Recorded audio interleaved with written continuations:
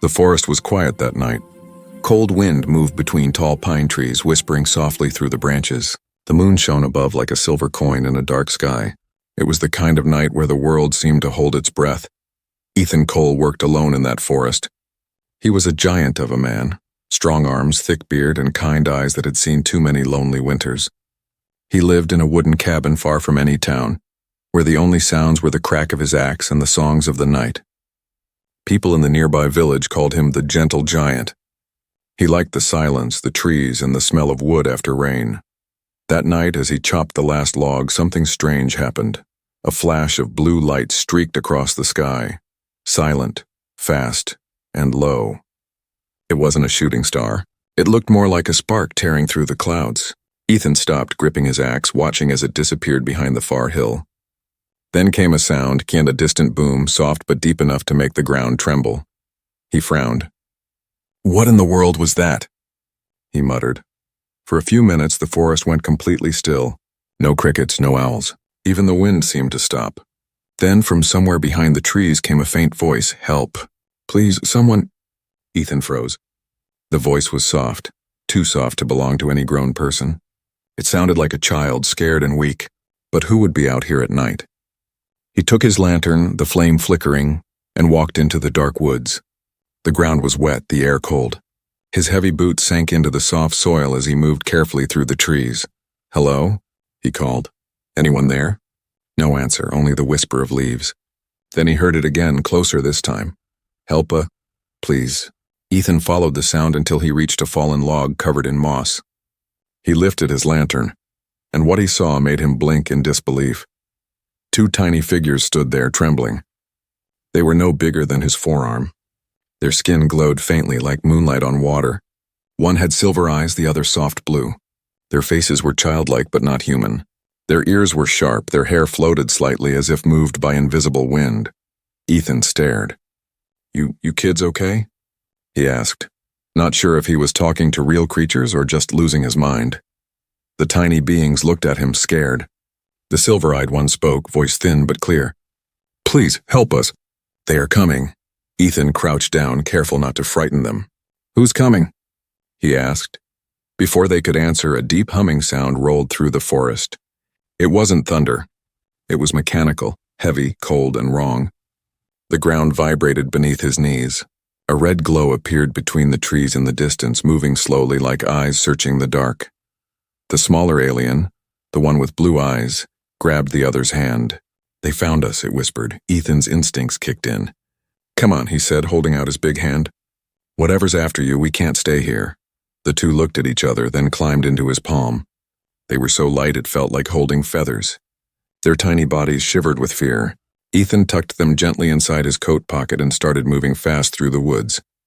Behind him, the red glow grew brighter. The humming grew louder, now joined by metallic clicks and high-pitched pulses. Something was scanning the forest, and something not from this world. Ethan reached his cabin, heart pounding. He closed the door quietly, locked it, and turned off the lantern. The only light came from the small glow inside his pocket. "Safe, for now," whispered one of the tiny beings. Ethan looked down at them. "What are you?" he asked softly. The silver-eyed one looked up, eyes shining like stars. "We are lost," it said. "We ran away. They will not stop until they find us." Ethan leaned back, trying to make sense of it all. Lost? Ran away from who? From what? Then outside, a beam of red light swept across his window.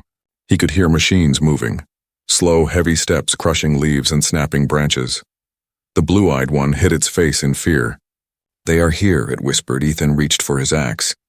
His heart was racing, but his voice stayed calm. "Don't worry, little ones," he said quietly. "No one's taking you tonight."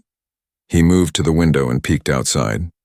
Between the trees, dark shadows moved, tall armored figures shining under the moonlight. Their eyes glowed red. They carried weapons that hummed softly, and their helmets turned from side to side, searching. Ethan's grip tightened on his axe.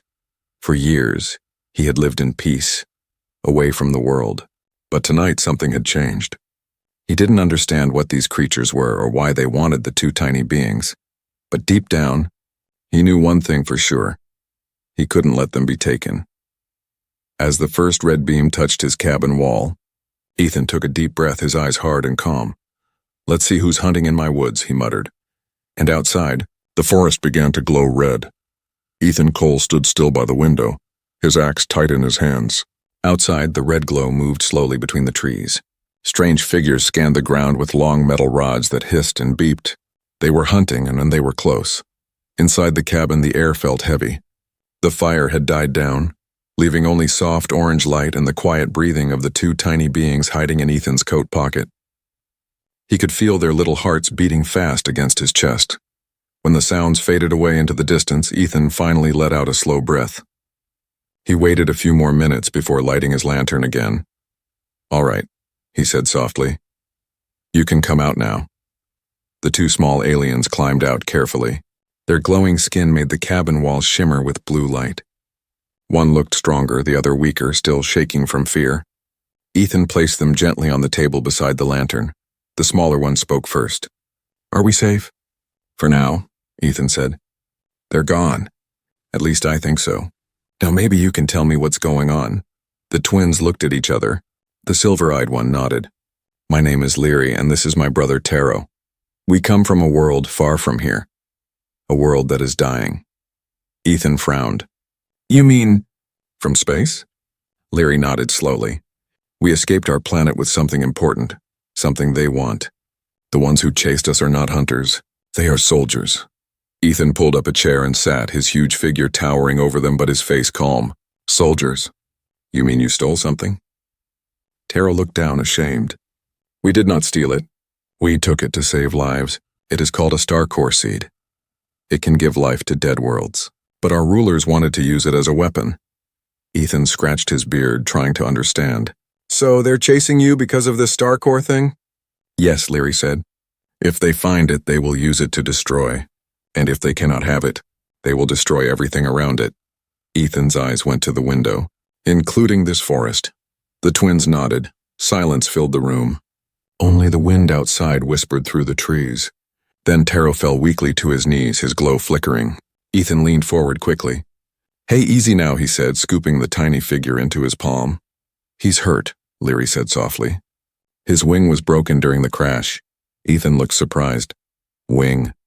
Leary turned slightly, showing the faint outlines of two transparent wings folded against her back. They were like glass, fragile and glowing. "We can glide. Not fly far. But we fell when our ship crashed." Ethan stood up, carried Taro to the bed, and set him on a folded blanket. "Hold on, little guy. Let me get something." He opened a drawer and pulled out a small first aid kit. The two aliens watched as the giant human carefully cleaned the wound and wrapped it with a tiny strip of cloth. His hands were rough, but his touch was gentle. "There," he said after a while. "Not perfect, but it'll hold." Taro opened his eyes and managed a weak smile. "Thank you, Giant." Ethan chuckled quietly. "You can call me Ethan." "Ethan," Leary repeated, testing the sound of it. "You helped us, even though we are strangers." Ethan shrugged. "You sounded like kids in trouble." "Doesn't matter where you're from. No one should be hunted like that." Suddenly, a soft clicking noise came from the floor. Ethan looked down. A small metal object was lying near the door, round, blinking red.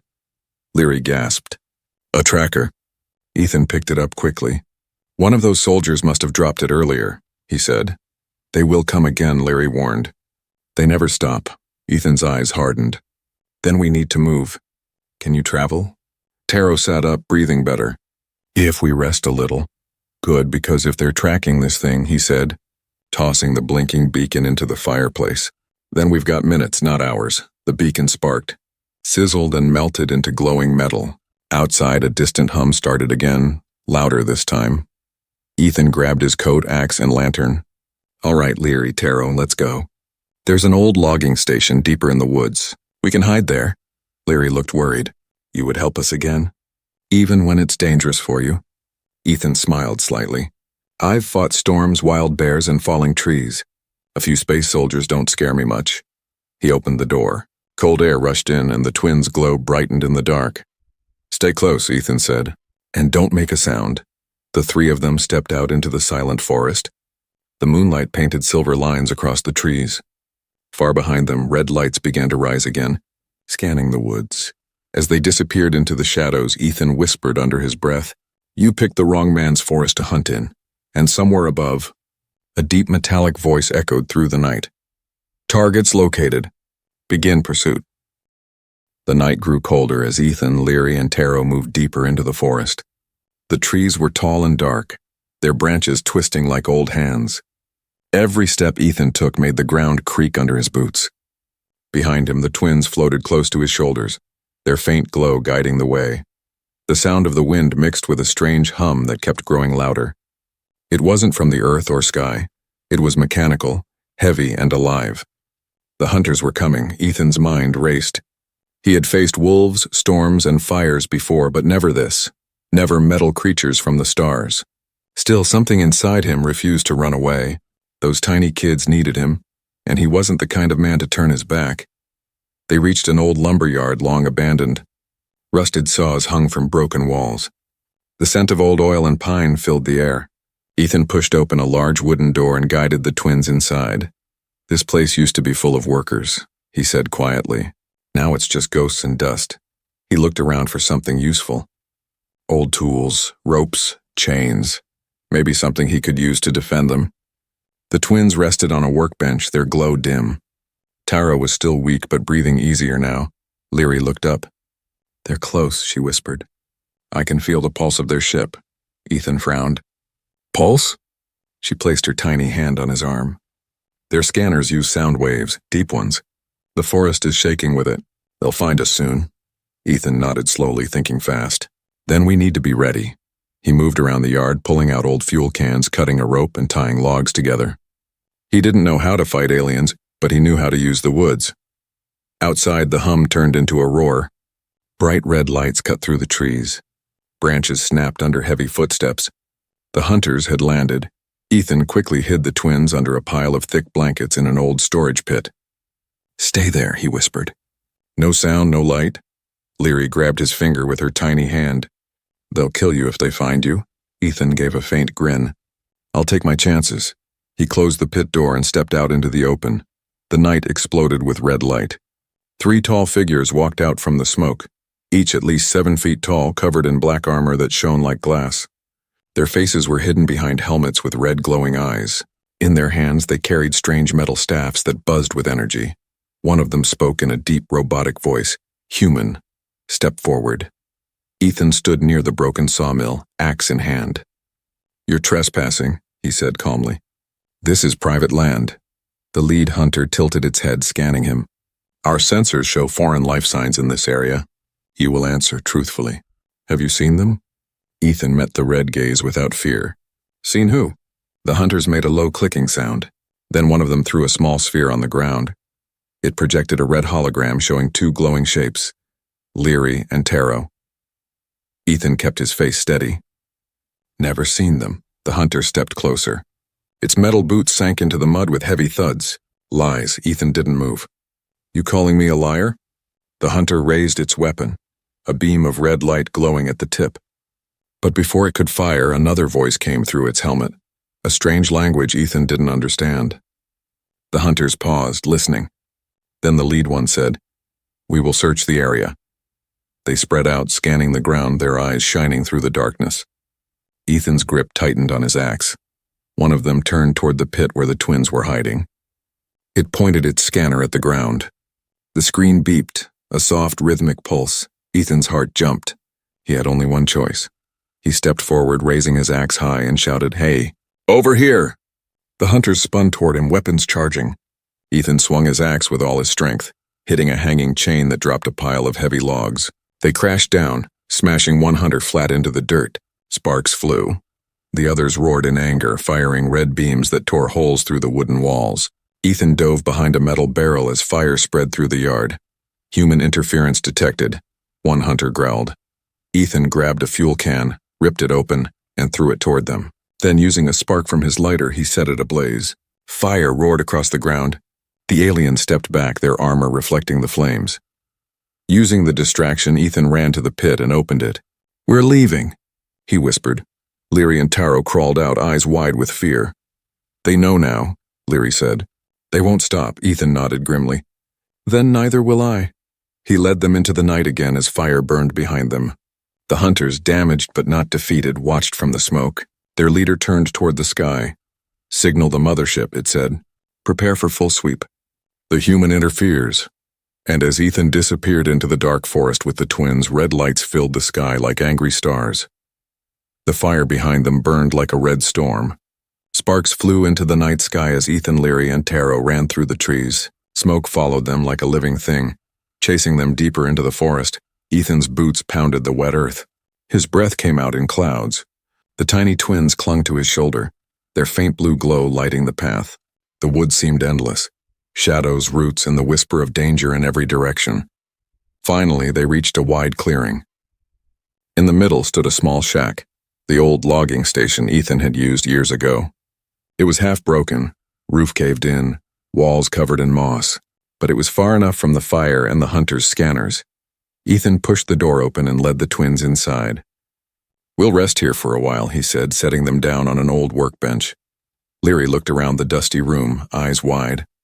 "This place feels alive," she said softly. Ethan chuckled.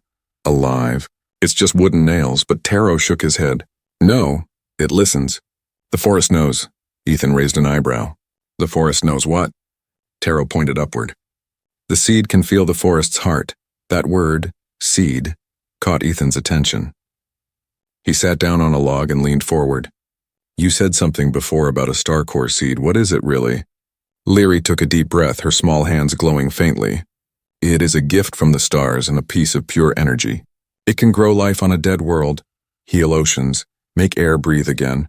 But if someone uses it with hate, it can burn everything instead." Ethan listened quietly. His eyes were calm, but his heart was racing. "So that's what those hunters want, power." "Yes," Leary said. "They serve a warlord who wants to build a weapon. We stole the seed before he could. We wanted to save our world, not destroy others. But when we ran, they followed." Ethan nodded slowly. "And now you're here." "On Earth," Taro looked down. "We didn't mean to crash here. Our ship was damaged. The seed fell silent. It stopped shining." Ethan leaned back, staring at the dark ceiling. "Sounds like you risked everything." "We did," Leary whispered. "And now, if they find the seed, they will take it. They will drain it. Your world will burn next."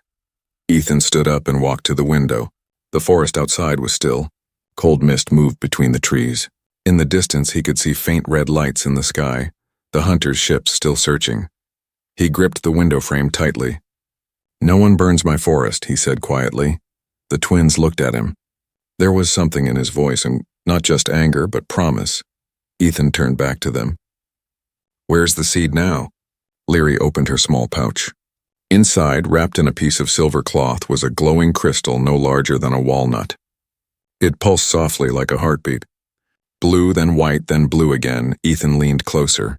"That tiny thing can create life?" "It can create worlds," Taro whispered. "But it is tired.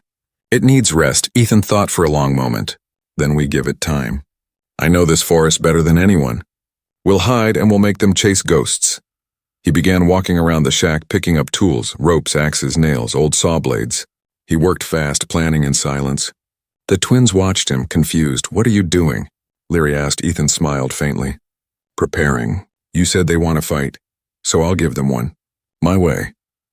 He set up traps near the doors, tied ropes to loose beams, and dug small pits outside filled with sharp wood stakes. Every move was careful, practiced, like a man building not for battle but for survival. As he worked, Leary floated closer. "You don't have to help us, Ethan. You could run." He paused, turning to her. "And leave you two to be hunted like animals?" "Not a chance," Taro tilted his head. "Why? We are not your kind." Ethan looked down at them, his face half lit by the lantern glow. "Doesn't matter. You came here scared and hurt. Someone's got to stand up for you. Might as well be me." The twins looked at each other, unsure whether to be grateful or afraid. Then outside, the trees began to glow red again. The air filled with a sharp humming sound. The hunters were moving closer. Leary grabbed the Starcore seed tightly. "They found us again." Ethan picked up his axe, the metal blade shining in the dim light. "Good," he said quietly. "Let's see how tough your soldiers are when they meet a man with nothing left to lose." He stepped outside, standing tall in the clearing. The wind blew through the trees, carrying the scent of smoke and iron. Behind him, the twins watched through the window, their eyes full of worry. And somewhere above, through the dark clouds, a large ship appeared, sun black, silent and full of red light. It hovered over the forest like a storm waiting to break. Ethan lifted his axe and whispered to the night, "This is my home. You're not taking it." The night was colder than before. A silver fog covered the forest floor, hiding the roots, the stones, and the danger that waited beneath. Somewhere high above, the alien ship hovered, silent but alive, its red lights blinking like angry eyes in the sky. Ethan stood outside the old logging station, his axe resting on his shoulder. His breath came out in clouds as he looked around the dark forest. Every sound, a snapping branch, a rustling leaf, felt louder than it should. He knew the hunters were close. Inside the cabin, the twins waited near the fire. The star-core seed rested in Leary's hands, glowing weakly as if even its light was tired. "They will come again," Leary whispered. "They never give up," Ethan nodded. "Then we make sure they regret coming here." Taro tilted his small head. "You can't fight them. Their armor is strong. Their weapons cut through steel." Ethan smiled, a rough, calm smile. "Maybe. But they've never met a man who knows this forest like I do." He turned to his old workbench and began to gather everything he could find: chains, nails, ropes, and fuel cans. His movements were quick but steady. The twins watched in silence as the giant human began to build his plan. He dragged old logs together and stacked them along the slope above the clearing. Then he tied ropes around them, connecting the lines to a set of pulleys he built from broken saw parts. "Those logs?" Leary asked softly. Ethan grinned. "A wall of wood heavier than any tank. When they step into my trap, gravity does the rest." Next, he took the fuel cans, poured them into shallow pits, and covered them with branches. The smell of oil filled the air. "What are those for?" Taro asked. "Fire," Ethan said simply. "Even machines don't like to burn." He worked through the night, cutting, tying, digging, setting.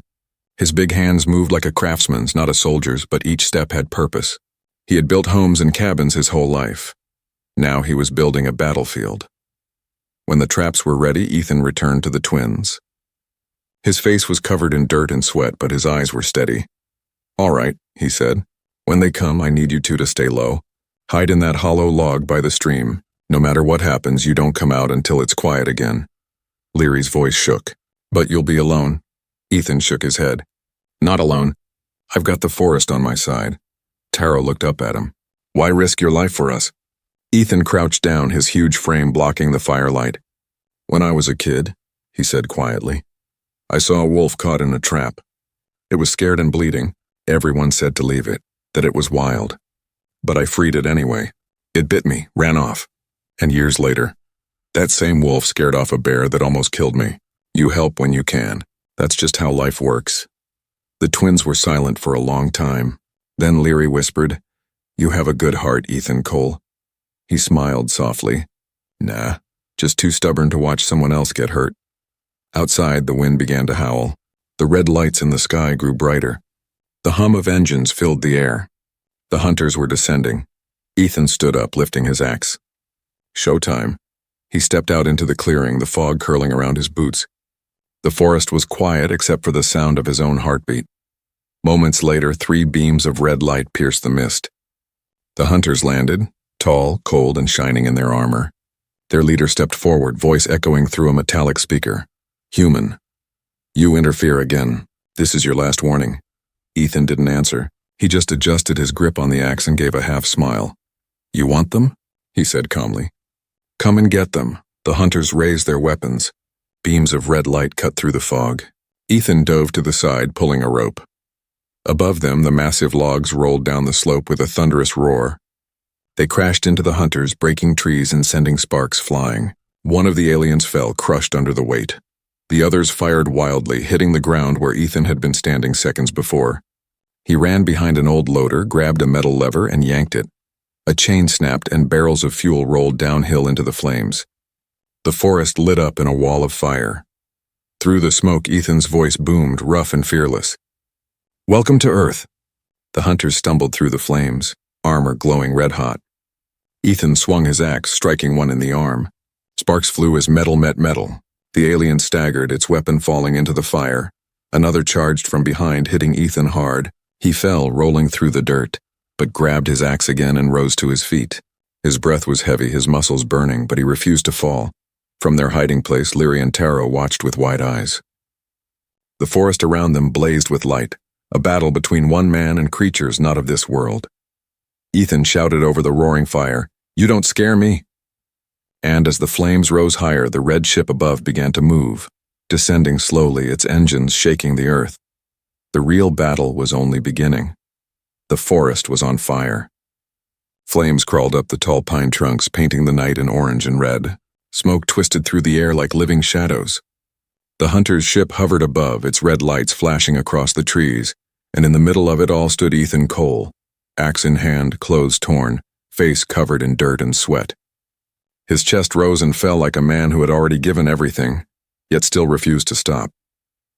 Below the burning trees, the two alien twins hid inside a hollow log. Leary pressed her glowing hand against the wood, whispering, "He's still fighting." Taro's voice trembled. He can't beat them alone. But Ethan wasn't thinking about winning. He was thinking about time. Time for them to escape, time to end this in his own way.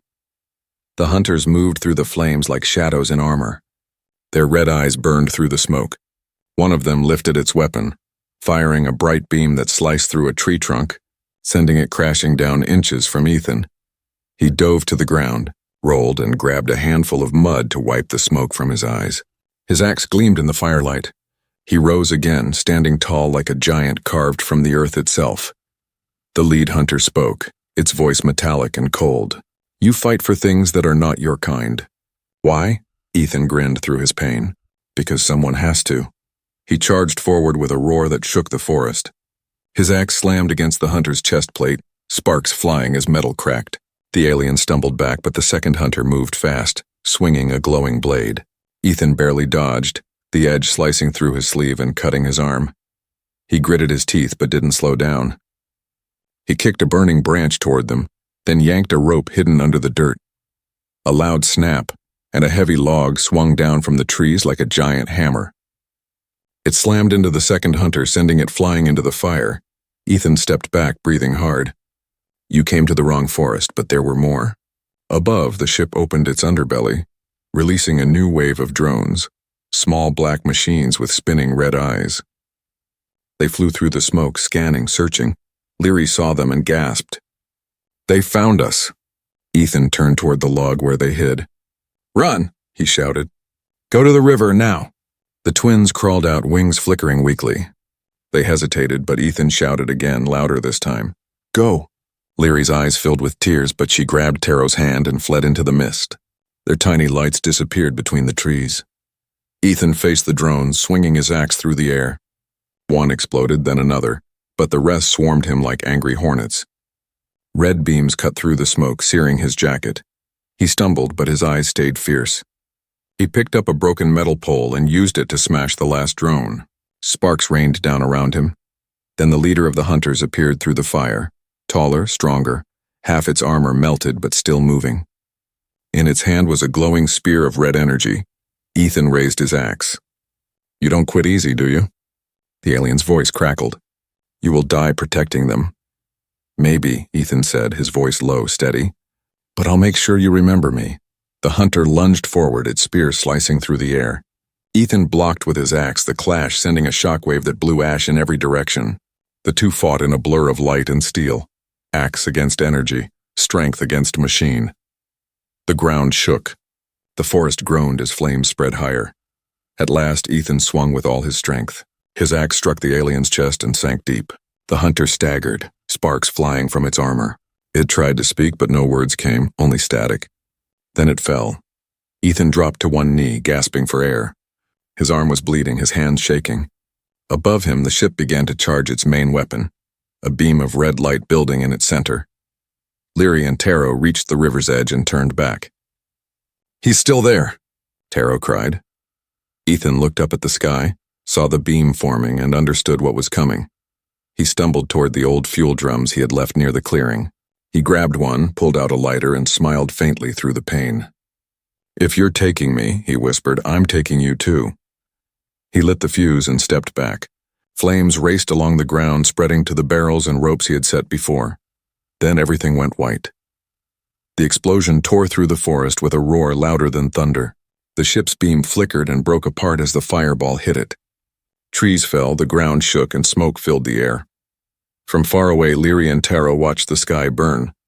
Tears fell from their glowing eyes. When the fire faded, the ship was gone, nothing but red fragments falling like dying stars.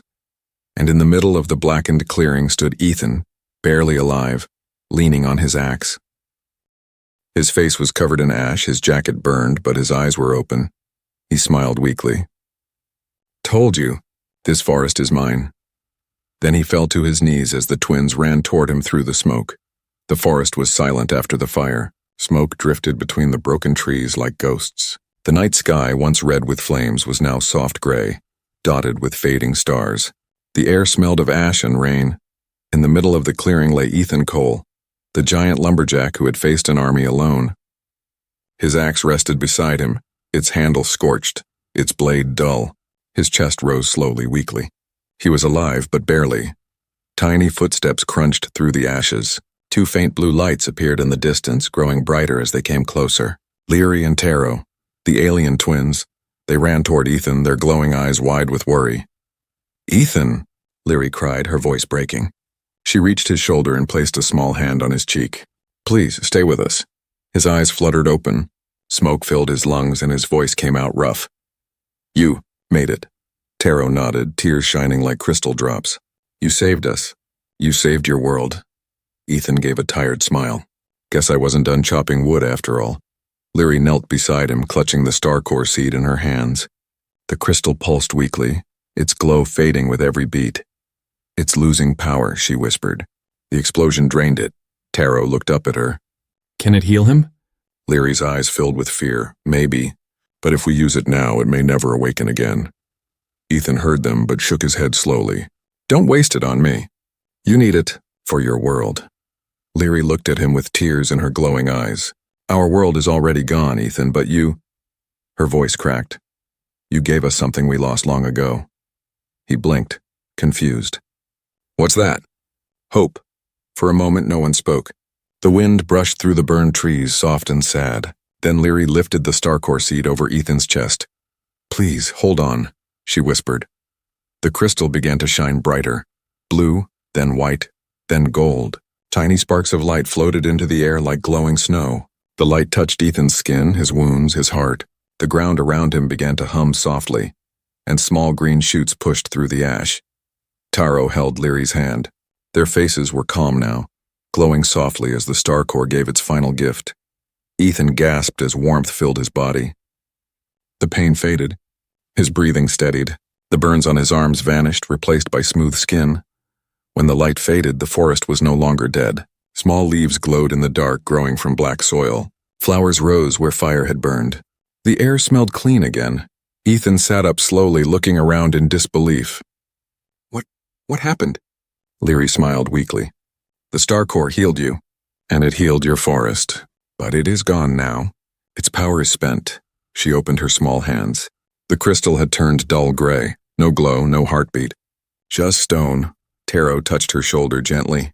It did what it was meant to do. Ethan looked at them, still dazed. "What about you two? What happens now?" Leary glanced toward the sky. A faint hum echoed in the distance. Soft, peaceful, not like the hunter's machines. A small silver ship descended slowly through the clouds. It was round and quiet, shining like moonlight. "Our distress signal reached someone," Taro said. "Others from our kind are coming to take us home. Or what's left of it." Ethan got to his feet, standing tall among the reborn trees. "Guess this is goodbye then." Leary's voice trembled. "We will never forget you, Ethan Cole. You fought for us when no one else would." Ethan smiled softly. "And you reminded me what's worth fighting for." Taro stepped forward, holding a tiny crystal fragment, a piece of the star-core that hadn't turned to stone. He placed it gently in Ethan's hand. "This will keep growing," Taro said. "Plant it here. It will remember you." Ethan nodded, his throat tight. "Thank you, little ones." The ship's door opened, a beam of silver light shining down. The twins floated upward, hand in hand. Leary looked down one last time. "Goodbye, Ethan. Protect this world like you protected us." He waved as they rose higher, their glow fading into the sky until they disappeared among the stars. Silence returned to the forest. Ethan stood there for a long time, looking up. Then he knelt down and planted the small crystal fragment into the soil. Within seconds, a tiny sprout grew from the ground, glowing softly, blue and white. Ethan smiled. "There you go," he whispered. "Your home lives here now." Morning light began to break through the trees. The forest was alive again, greener, brighter, full of birdsong. Ethan picked up his axe, placed it on his shoulder, and started walking toward his cabin. His steps were slow but strong. Behind him, the little glowing plant shimmered in the wind, a quiet promise between two worlds. And as he disappeared among the trees, the breeze carried a faint whisper through the air. Leary's voice, soft as starlight. "Thank you, giant of earth."